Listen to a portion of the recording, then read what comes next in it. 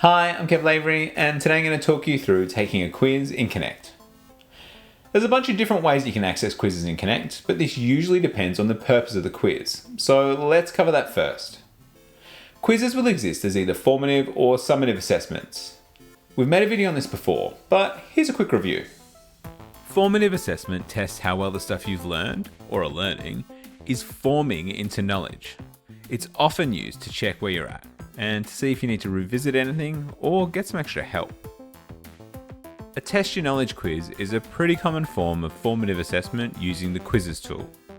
It's not tied to a grade, it's just about checking where you're at.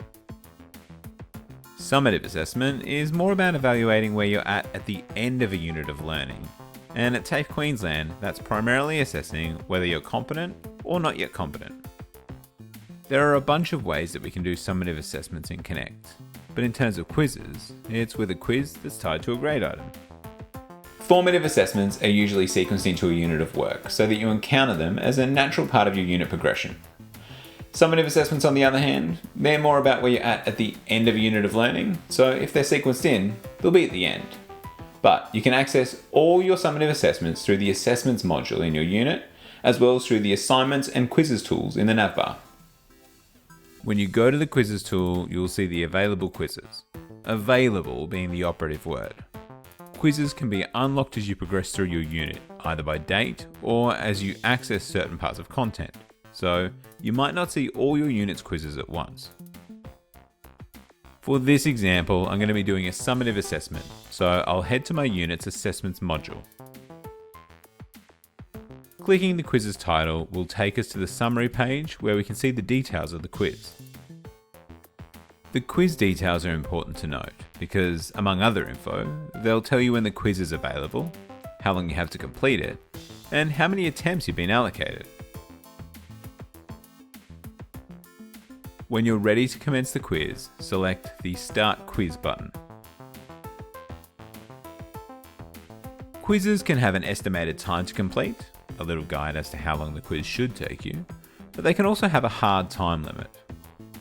Whatever time features have been applied can be found at the top of your quiz. But if your quiz has either of these, they would have been covered on the quiz's summary page, which you just read. Quizzes with time limits, which are relatively uncommon, should include an explanation of how the limit's restrictions will be applied. Again, this will be on the summary. Okay, let's move on to the questions. Let's select an answer in the first question. You'll notice that it autosaves each time I select an answer. Of course, if I'd like to change my answer, I can pick another option, and again, it'll autosave. As you work your way through a quiz, you'll encounter a few different types of questions. Quizzes can contain many different styles of questions, like multiple choice, fill in the blank, matching, and many more. If you'd like a deep dive into all the possible question types, then check out our Question Types in the Question Library guide. This is a video we made for instructors covering all the possible question types and where they might be used.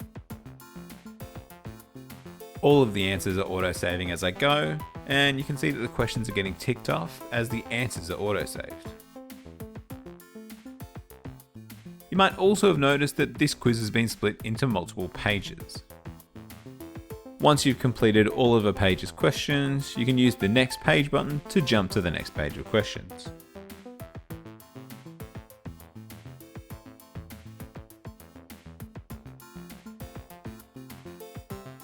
Again, your answers will autosave as you go, and you'll see this being checked off in the top corner.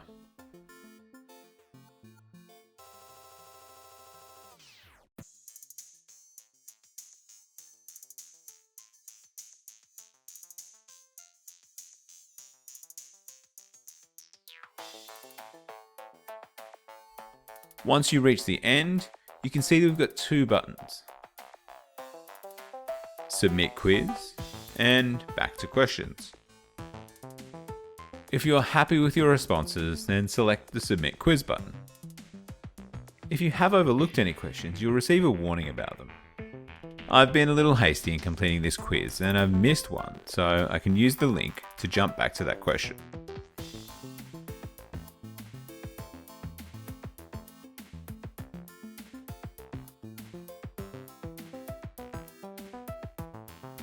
With that question answered and my responses double checked, I'm good to go. So I can select the Submit Quiz button. I'll get a notice that my quiz attempt has been submitted successfully, marked with a time and date. In this example, the quiz has been set up to be graded instantly, so I've already received an attempt score. Not all quizzes are set up this way. Some require manual marking, and in those situations, results won't be available immediately. We can see from that score that, unfortunately, I've been unsuccessful and it's been marked unsatisfactory. For summative assessments at TAFE Queensland, you get 2 attempts to demonstrate your skills and knowledge, so that carries across here too. There are 2 important things to know about that second attempt. One about Connect, and the other about you. We have a function in Connect called Resit Incorrect Questions Only, or RICO, which will likely be switched on in your summative quizzes. With RICO enabled, like the name suggests, you only have to redo the questions you got wrong instead of doing the whole thing again. That second attempt is available back on the summary page, so when I'm ready to attempt it, I can head there. But while that attempt is open, you shouldn't reattempt straight away. If you were unsuccessful in a quiz, it was for a reason. Maybe you need to check in with your teacher and talk about it. Maybe you need to go back over your notes, or go back through your Connect unit and revisit that content. Maybe it's all of those and some more. It all depends. Like we said earlier, summative assessment is about evaluating where you're at the end of a unit of learning. If the mark you receive on a quiz indicates that you're not yet competent, then it means that you've got some gaps in your skills or knowledge, and you should work on addressing those before you make your next attempt. If it's a summative assessment, then that second attempt is also your final attempt. Seek assistance, take your time, and put yourself in the best possible position to be successful before you start that next attempt. Now, there's obviously a bunch of other ways that quizzes can run, particularly if they're for formative assessments, so just make sure that you read that summary page and reach out to your teacher if you have any questions.